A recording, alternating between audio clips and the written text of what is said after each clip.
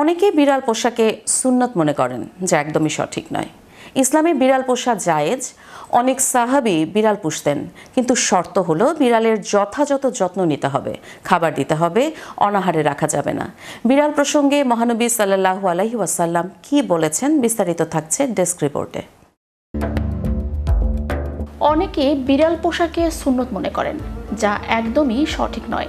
ইসলামে বিড়াল পোষা জায়েজ। অনেক সাহাবী বিড়াল পুষতেন, কিন্তু শর্ত হলো বিড়ালের যথাযথ যত্ন নিতে হবে, খাবার দিতে হবে, অনাহারে রাখা যাবে না। বিড়াল প্রসঙ্গে মহানবী সাল্লাল্লাহু আলাইহি সাল্লাম বলেছেন, জনৈক এক নারীকে একটি বিড়ালের কারণে শাস্তি দেওয়া হয়েছে। সে বিড়ালটিকে বন্দি করে রাখে, এ অবস্থায় সেটি মারা যায়।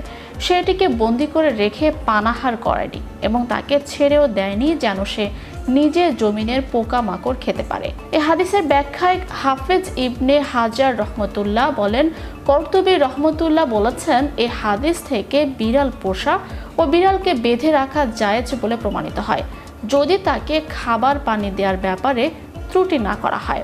তবে বিড়াল পোষা সুন্নত নয়। অনেকে বিড়াল পোষাকে সুন্নত মনে করেন, এটা ঠিক নয়। মহানবী সাল্লাল্লাহু আলাইহি সাল্লাম বিড়াল পুষেছেন এরকম গ্রহণযোগ্য কোনো বর্ণনা পাওয়া যায়নি।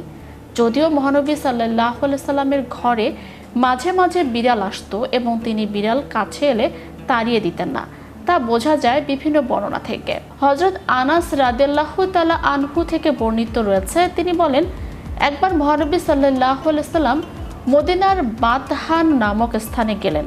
তখন তিনি আমাকে অজুর পানি এনে দিতে বললেন। আমি অজুর পানি এনে দিলাম।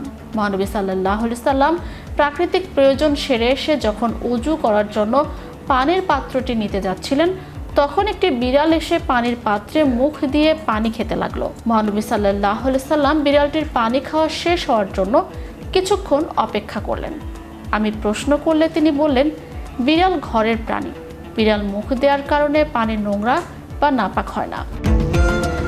আয়েশা রাদিয়াল্লাহু তাআলা থেকে বর্ণিত রয়েছে, আল্লাহর রাসূল সাল্লাল্লাহু আলাইহি ওয়াসাল্লাম বলেছেন, বিড়াল অপবিত্র নয়, এরা তোমাদের আশেপাশেই ঘোরাফেরা করে। আয়েশা রাদিয়াল্লাহু তাআলা আনহু আরও বলেন, আমি আল্লাহর রাসূলকে বিড়ালের উচ্ছিষ্ট পানি দিয়ে ওযু করতে দেখেছি।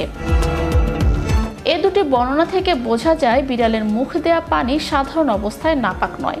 তবে বিড়ালের মুখে কোনো নাপাকি লেগে থাকলে বিড়ালের মুখ দেয়া পানি নাপাক হবে।